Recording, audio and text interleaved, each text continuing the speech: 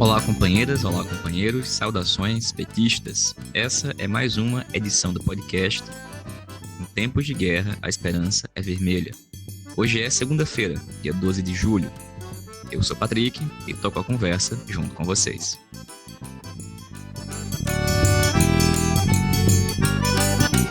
No episódio de hoje, a gente escuta o companheiro Walter Pomar, da direção nacional do PT, que comenta pra gente os mais recentes fatos da conjuntura aqui no país, como as ameaças militares, o editorial do Estadão e a matéria da Eliane Cantanhede. Escutamos também Daniel Valença, vice-presidente do PT do Rio Grande do Norte, que comenta a situação na região, com comentários sobre a Argentina, Bolívia, Peru, Haiti e também sobre Cuba. E escutamos ainda a companheira Suelen Aires, secretária de Mulheres do PT do Rio Grande do Sul, comenta a mobilização e a atividade de Bolsonaro no Rio Grande do Sul culminou com a prisão de um manifestante que estava simplesmente batendo panela.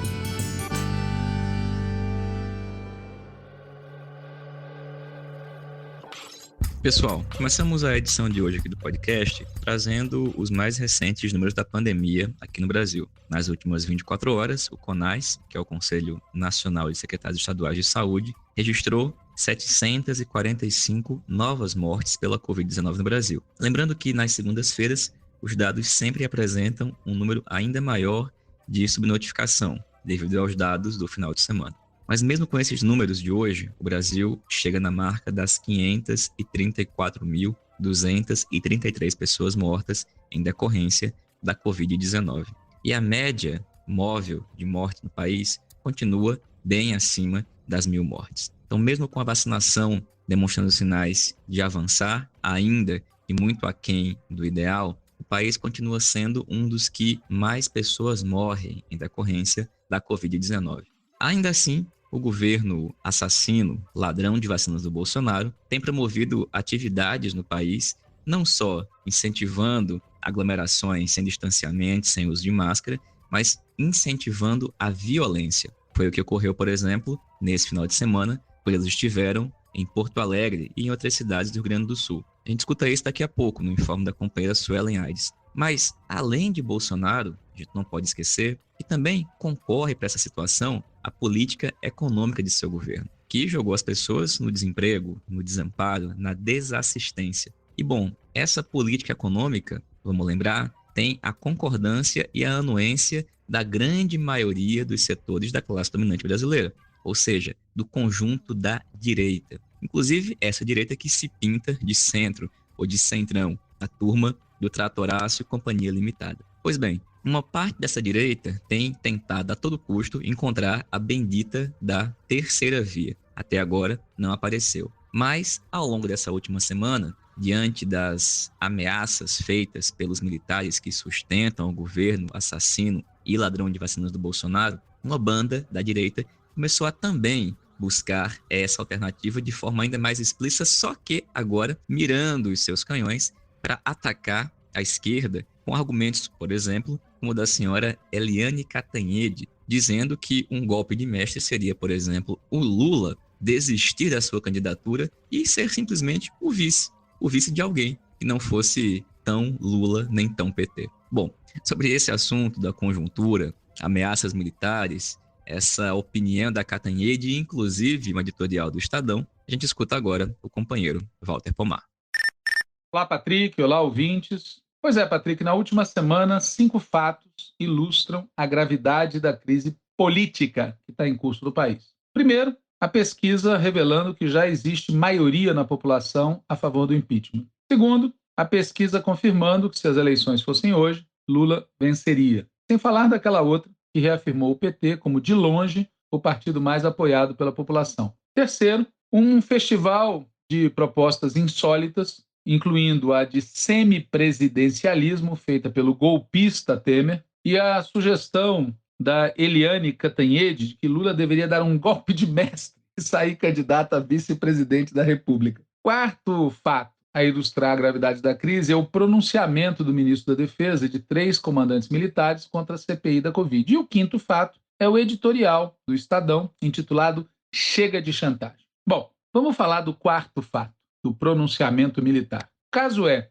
O presidente da CPI da Covid, o senador Omar Aziz, criticou os membros do lado podre das Forças Armadas envolvidos com falcatrua dentro do governo. Aziz também falou que os bons das Forças Armadas devem estar muito envergonhados. Ele jogou uma carapuça no ar. Tinha uma carapuça voando. Adivinhem quem vestiu a carapuça? Os 4 comandantes militares. Em nota oficial, o ministro de Estado da Defesa e os comandantes da Marinha do Brasil, do Exército Brasileiro e da Força Aérea repudiaram veementemente as declarações do senador Omar Aziz, que, segundo eles, estaria desrespeitando as Forças Armadas e generalizando esquemas de corrupção. Cá entre nós, esses caras não passariam numa prova de interpretação de texto, porque o Omar Aziz não generalizou coisa nenhuma. Ele se limitou a atacar o lado podre e ainda preservou a cara dos que seriam bons. Se os 4 comandantes acham que essa, abre aspas, narrativa afastada dos fatos atinge as Forças Armadas de forma vil e leviana, tratando-se de uma acusação grave, infundada e, sobretudo, irresponsável, fecha aspas, só tem 2 possibilidades lógicas. A primeira é, eles acham que todos os militares são bons, que nenhum militar é podre e, portanto, dizer que existe alguém podre naquele meio é uma acusação sem pé nem cabeça e, portanto, atinge as Forças Armadas, que são um cristal que não pode ter uma rachadura. Ou bem, segunda possibilidade lógica, eles reconhecem ou acham que todos os militares são podres, que nenhum é bom e que, portanto, ao atacar a banda podre, o senador estaria atacando todo mundo. Nesse ângulo, quando a gente analisa logicamente a questão, essa nota oficial do ministro e dos 3 comandantes faz lembrar a tardia afirmação de Ulisses Guimarães sobre os 3 patetas que compuseram certa junta militar numa certa ditadura militar em um certo país abaixo da linha do Equador, ou melhor, atravessado por ela, antes que alguém me acuse de ter os mesmos conhecimentos de geografia de um certo ministro e responsável por logística. E mais eu não falo para não gerar nenhuma nota. Mas, deixando brincadeiras de lado, o fato é que é tudo muito mais grave do que essa história dos 3 patetas, né? Porque o que os militares estão reiterando é que eles não aceitarão nenhuma investigação civil sobre os crimes cometidos pelos militares. Eles não aceitaram a investigação dos crimes cometidos na época da ditadura e não aceitam a investigação dos crimes cometidos durante o governo Bolsonaro, especialmente no combate à pandemia. Para eles, os crimes cometidos pelos militares só podem ser julgados pela justiça militar. E a justiça militar, como a gente sabe, é particularmente cega. Mas nisso também não há novidade, né? As Forças Armadas se consideram, desde há muito tempo, instituições permanentes especiais, a quem caberia tutelar as demais instituições e manter o povo brasileiro sob vigilância e controle. Claro que tem gente na esquerda, no nosso próprio partido, que tem memória muito curta e esquece que as Forças Armadas brasileiras são como aquele serial killer de filme policial. Enquanto eles não forem detidos, eles vão seguir cometendo seus crimes. A novidade da nota, portanto, está no tom histérico, que revela o tamanho da crise política em que a gente está. A verdade é que o Partido Militar está sentindo a água bater na bunda. Motivos existem, seja os motivos ligados à corrupção, seja o fato de que não dá para minimizar 500 mil de mortos. E a política defendida e sustentada pelo Partido Militar, incluindo aí Bolsonaro, Mourão, Pazuello e todos os milhares de militares que estão no governo, inclusive no Ministério da Saúde, alguns participando de negociatas, como já está comprovado, essa política defendida e sustentada pelo Partido Militar é diretamente responsável por a maior parte das mortes. Esses são os fatos que confirmam que as Forças Armadas não estão de joelhos perante Bolsonaro, cumprindo contrafeitas as determinações do cavernícola. Não é a má influência do Bolsonaro que corrompe as Forças Armadas. A verdade é outra. As Forças Armadas e Bolsonaro são corresponsáveis pelo que está acontecendo e estão com o joelho posto no pescoço do povo brasileiro. E para tirar Bolsonaro, portanto, a gente vai ter que derrotar também o Partido Militar. E se nós não quisermos novos golpes e novos crimes sem punição, a gente vai precisar reestruturar completamente as Forças Armadas, pois essas que estão aí são uma ameaça permanente contra a democracia e a liberdade do povo brasileiro. Esse é o contexto de crise. E a crise chegou ao ponto do principal jornal histórico da burguesia tradicional brasileira, o Estadão, no estado de São Paulo, ter soltado um editorial no dia 11 de julho, intitulado Chega de Chantagem. Chega, quer dizer, antes podia, né? Agora não pode mais, né? Onde eles dizem: a nação não suporta mais chantagem. Basta de ameaças às instituições da República e ao regime democrático que os brasileiros reconquistaram não sem grande sacrifício. É hora de coragem e firmeza na defesa da liberdade. O presidente Jair Bolsonaro não reúne mais as condições para permanecer no cargo. Cabe agora ao presidente da Câmara dos Deputados, Arthur Lira, mostrar ao país que tem brio e espírito republicano. Lira deve dar seguimento a um dos 123 pedidos de impeachment contra Bolsonaro que pairam sobre sua mesa. Tibieza não assegura lugar de honra na história. A chave desse editorial é: não suporta mais, basta de, ou seja, até há pouco dava para suportar. Por quê? Porque o Bolsonaro parecia firme. Agora que está evidente que o Bolsonaro está se esfrangalhando, a burguesia quer rapidamente resolver o problema para impedir que eles sejam derrotados de maneira avassaladora pelo povo. Porque o que preocupa essa gente é quando as derrotas vêm do povo, quando a situação sai do controle deles. E por isso, eles estão trabalhando já na linha de tirar o Bolsonaro e colocar no lugar o Mourão e tentar viabilizar num governo Mourão algo similar ao que eles viabilizaram no governo Itamar, algo que os permita manter o controle da situação. É por isso que a gente deve insistir na mobilização de rua, insistir na demarcação programática com essa gente, não fazer alianças com peso morto, não soltar nota com golpistas como Temer e outros e ir para cima, porque se a gente não for para cima, pode acontecer de tudo, inclusive que aqueles militares a que eu fiz referência, mais o esquema paralelo miliciano do Bolsonaro, operarem alguma virada de mesa. Por isso, toda a força para a mobilização popular. Vamos pedir fora Bolsonaro, fora Mourão, seu governo e suas políticas de antecipação das eleições, para que o povo brasileiro possa resolver de maneira democrática a situação de crise que o país vive. Valeu, Walter. Obrigado, companheiro. Pessoal, a situação em toda a região, em toda a América Latina e Caribe, ao longo dos últimos dias, nas últimas semanas, tem apresentado sinais muito preocupantes. A gente pediu que o companheiro Daniel Valença, que é o vice-presidente do PT no Rio Grande do Norte, também professor na UFERSA, lá em Mossoró, contasse para a gente um resumo desse cenário atual, destacando os principais pontos e falando, evidentemente, do que ocorreu neste domingo lá em Cuba.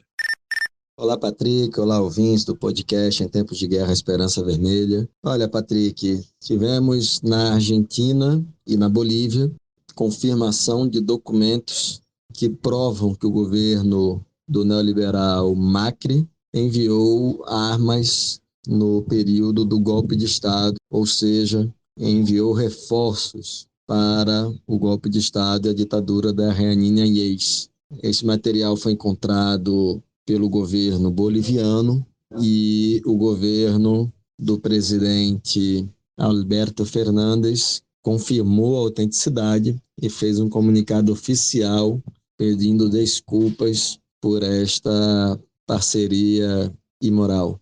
Um outro país que é interessante a gente lembrar, Patrick, que nós falamos muito até o mês passado, é o Peru, que teve o seu processo eleitoral, teve a eleição de Pedro Castillo contra a candidata neoliberal de extrema-direita Keiko Fujimori, mas, apesar do pleno do Jurado Nacional de Elecciones, JNE, o órgão eleitoral deles, ter terminado a revisão dos pedidos de nulidades, e está em 30 de junho, já estamos em 12 de julho, e o Peru é o curioso caso de um país com presidente eleito, mas sem ser proclamado como eleito. Nós já apontamos que há toda uma pressão de militares, de empresários, dos meios de comunicação, para que o resultado eleitoral não seja garantido, seja por meio de golpes, seja por meio de flexibilização do programa por parte de Pedro Castillo, e seguimos aguardando o desfecho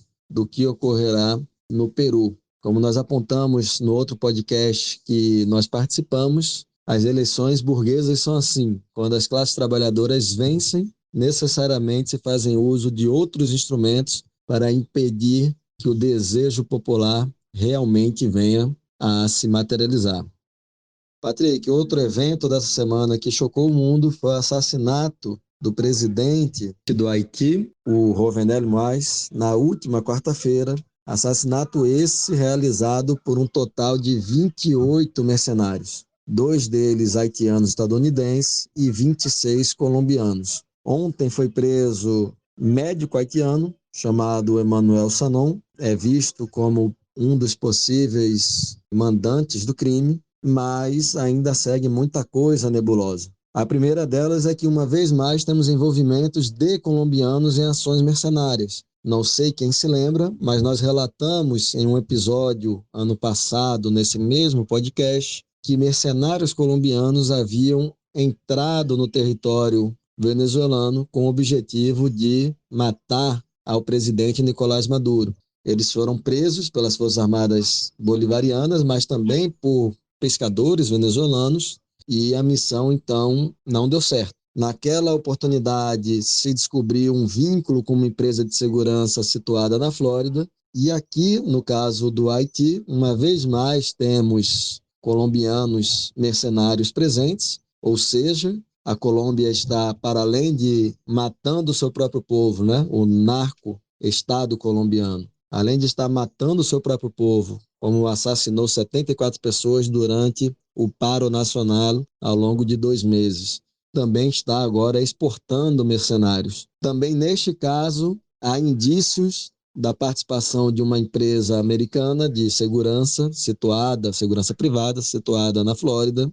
Um outro elemento que apareceu é que esses colombianos, ainda não se sabe se todos realmente foram da reserva das Forças Armadas ou se havia colombianos ainda como membros das Forças Armadas colombianas. Há notícias de que 2 deles seriam, inclusive ocupando cargos como de sargento e tenente, mas ainda precisamos de mais informações. Um outro elemento é que na casa do Emmanuel Sanon foram encontrados equipamentos com o nome da DEA, aquele Departamento de Controle Antidrogas dos Estados Unidos, e que tem atuação em todos os países latino-americanos. E no dia da ação criminosa, esse grupo, em 5 veículos, circulou pela Rua do Presidente, orientando as pessoas a não saírem de casa porque seria uma ação da DEA. Ou seja, ainda está tudo muito confuso, mas uma coisa é certa: se há um Estado terrorista na América Latina, esse Estado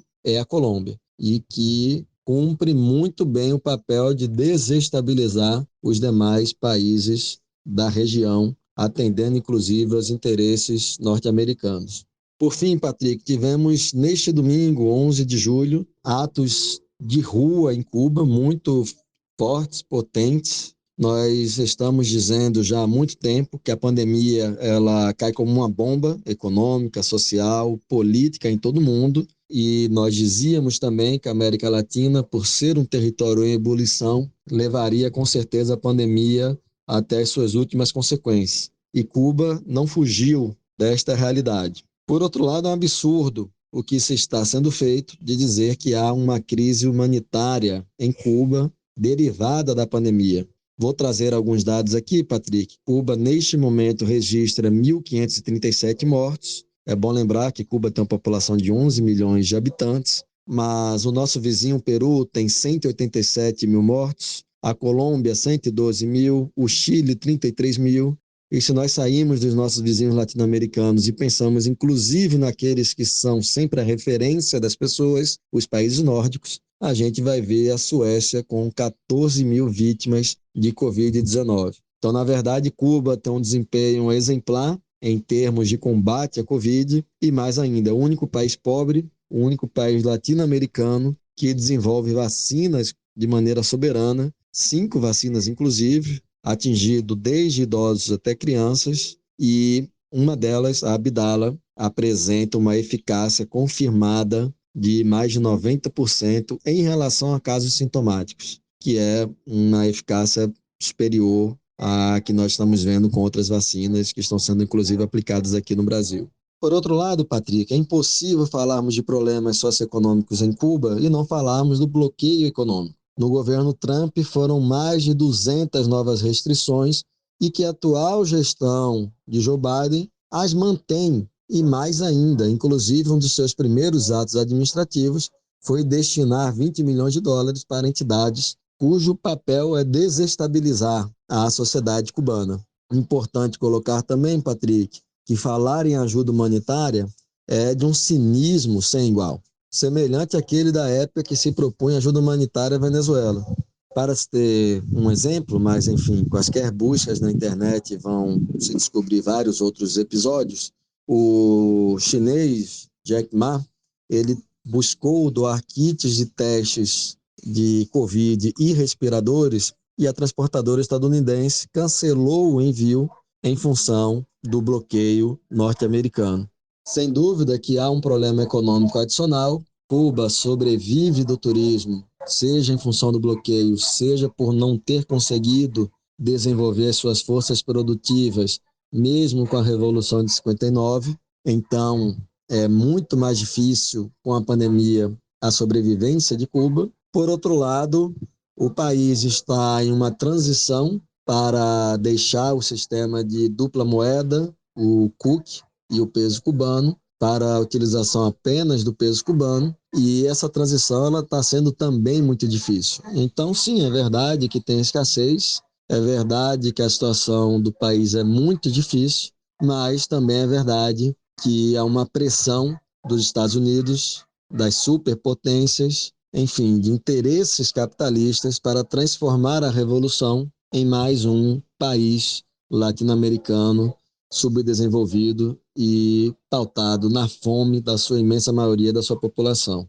Quando nós vemos, Patrick, essas agências internacionais de comunicação capitalistas falando sobre a, entre aspas, ditadura cubana, é uma coisa impressionante, porque eles citam que foi cancelada a internet para evitar a convocação de protestos. Agora, onde estavam quando o Estado colombiano assassinou 74 pessoas durante o Paro Nacional? Onde estavam quando esse Estado colombiano tirou a visão de 83 pessoas e praticou crimes sexuais contra 28? Por que as sanções são contra Cuba e não contra esse Estado narcoterrorista? Onde estavam quando o Chile, o modelo do neoliberalismo do Pinheira, derrotado nas urnas, tirou a visão de 460 manifestantes? Prendeu arbitrariamente milhares de pessoas, prisões políticas que seguem de pé. Quando esse Estado chileno assassinou lideranças mapuches, inclusive agora, após a eleição da presidenta da Assembleia Constituinte. Por que não há sanções contra esse país? Porque há sanções justamente contra o único país que não representa nenhum risco ao resto da região, mas optou por soberanamente tomar um caminho distinto da miséria capitalista. E para terminar, Patrick, o presidente de Cuba, Díaz-Canel, tomou uma decisão corretíssima de ir para os meios de comunicação e convocar os revolucionários, os defensores da Revolução Cubana, para sair às ruas e mostrar quem é maioria no país. De um lado, com esta ação, demonstra de que lado está a real maioria do país, mas, de outro lado, também demonstra que numa sociedade socialista, as forças armadas elas não existem contra o povo, mas, ao contrário, o povo se movimenta sempre que há riscos à sua soberania e defende a sua soberania, como aconteceu na invasão da Baía dos Porcos, um ataque mercenário financiado pelos Estados Unidos, e como acontece todas as vezes em que a população cubana percebe que há riscos reais da revolução socialista na ilha. Ainda é cedo para saber quais as consequências dessa turbulência que abalou Cuba. Ainda não é possível dizer se elas serão superadas, se terá sido mais um momento de tentativa de desestabilização, porém derrotada, tentativa de, entre aspas, revolução colorida, como já aconteceu em outras regiões do mundo nestes últimos anos, com todo o apoio e intervenção norte-americana, mas é fundamental que nós, socialistas, militantes de esquerda, coloquemos toda a nossa solidariedade à Revolução Cubana e também à derrubada do embargo criminoso, cruel contra o nosso país vizinho. Valeu, Daniel. Obrigado, companheiro. Gente, como eu mencionei aqui no início do podcast, a atividade do Bolsonaro no Rio Grande do Sul foi marcada por protestos contra a sua presença. E dessa vez, como em muitos outros lugares, eles também partiram para a violência. Chegaram a prender uma manifestante, simplesmente porque ela estava batendo panela. Não é o primeiro e certamente não será o último caso. Sobre esse, a gente escuta agora a companheira Suelen Aires Gonçalves, que é secretária de Mulheres do PT Gaúcho. Olá, aqui quem fala é Suelen Aires Gonçalves, militante do Movimento Social Negro, do Movimento de Mulheres e atualmente secretária de Mulheres do PT Gaúcho. Falo aqui do Rio Grande do Sul e gostaria de trazer para nossa reflexão o tema relativo à agenda do genocida presidente da República aqui no Rio Grande do Sul, em agenda na sexta-feira na Serra Gaúcha, na qual foi recebido pela nossa militância com um ato simbólico muito importante na Praça Central, na cidade de Caxias, denunciando o genocídio em curso, as mortes evitáveis pela pandemia no nosso país. E no dia de sábado, dia 10, a agenda do genocídio aqui na capital dos gaúchos e nas gaúchas, né? Foi uma agenda em que ele teve muitas manifestações desde a sua chegada até a última agenda aqui em Porto Alegre. E tivemos um fato aqui em Porto Alegre importante para a nossa reflexão, né? Aqui tivemos uma das manifestantes, uma das inúmeras pessoas que estavam presentes durante o percurso que ele passou aqui pela nossa cidade, em alguns espaços, algumas vias do município. Tivemos uma prisão de uma mulher que estava batendo panela numa das vias aqui em Porto Alegre, ferindo, né, um direito à manifestação. Na minha avaliação e na avaliação dos nossos companheiros e companheiras e também dos nossos advogados que prestaram a atenção especial a essa militante, foi uma prisão autoritária e abusiva por parte da Brigada Militar, que aqui é a nossa polícia militar, uma nítida atenção a um fato, uma tensão provocada a um fato de uma manifestante, né, com seu direito de manifestar-se em via pública. Ela foi algemada e conduzida até o Palácio da Polícia Civil, onde, né, o processo iria dar sequência, né? E nós temos, obviamente, muita nitidez que esse ato também foi um ato autoritário na perspectiva de que só é necessário o uso de algemas quando, né, houver resistência do cidadão ou da cidadã. Ou seja, é um tema importante para a gente ficar alerta na perspectiva do uso das polícias também, na perspectiva de repressão, na perspectiva de elevar o tom. E nesse sentido, mantemos, né, a nossa agenda nas ruas. 24 de julho, no Rio Grande do Sul, nós estamos na construção da Marcha dos 100 mil. Certamente chegaremos nesta meta, porque estamos numa crescente das mobilizações, das articulações, não só em Porto Alegre, mas em diversas cidades do nosso interior.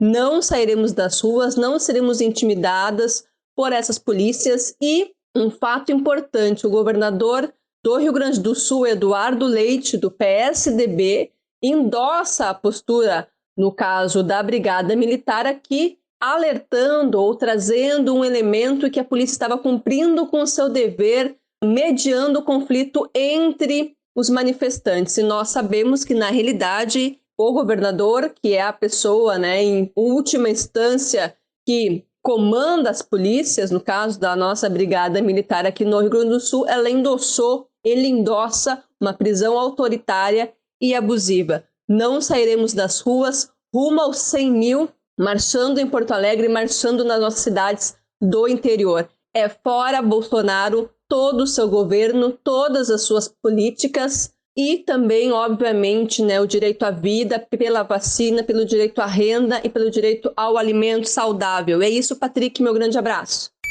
Valeu, Suelen. Muito obrigado, companheira. Pessoal, essa foi mais uma edição do podcast Em Tempos de Guerra, a Esperança é Vermelha. Uma produção que sai todas as segundas e sextas-feiras, totalmente construída por meio de troca de áudios de WhatsApp com militantes do PT espalhados por todo o país. E pessoal, nós terminamos a edição de hoje do podcast, dia 12 de julho, lembrando que essa é a data de nascimento do poeta chileno nascido Ricardo Eliezer Neftali Reis, ou simplesmente Pablo Neruda, que nasceu no dia 12 de julho de 1904, um grande militante comunista, morto após o golpe de Estado no Chile em setembro de 73. E encerramos com o final de um dos seus poemas, o poema Salitre, que diz: Hermanos de las tierras desoladas, aqui tenéis, como um montão de espadas, mi coração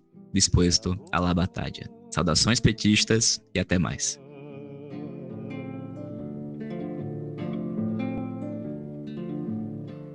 Me gustas cuando calla y estás como distante y estás como quejándote, mariposa, en arrullo, y me oyes desde lejos y mi voz no te alcanza. Déjame que me calle con el silencio tuyo.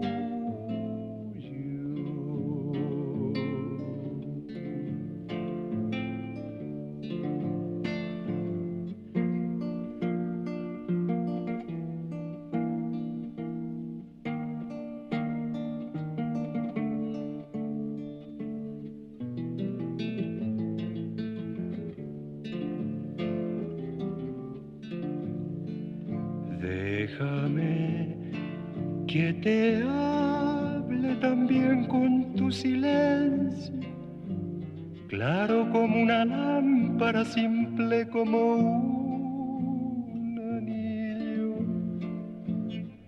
Te pareces a la noche, callada y constelada, tu silencio es de estrella tan lejano y sencillo.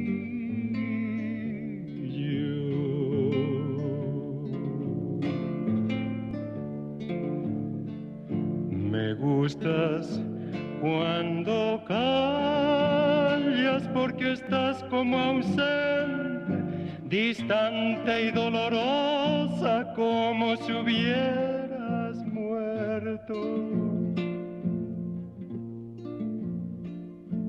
Una palabra entonces, una sonrisa bastan y estoy alegre, alegre de que no sea cierto.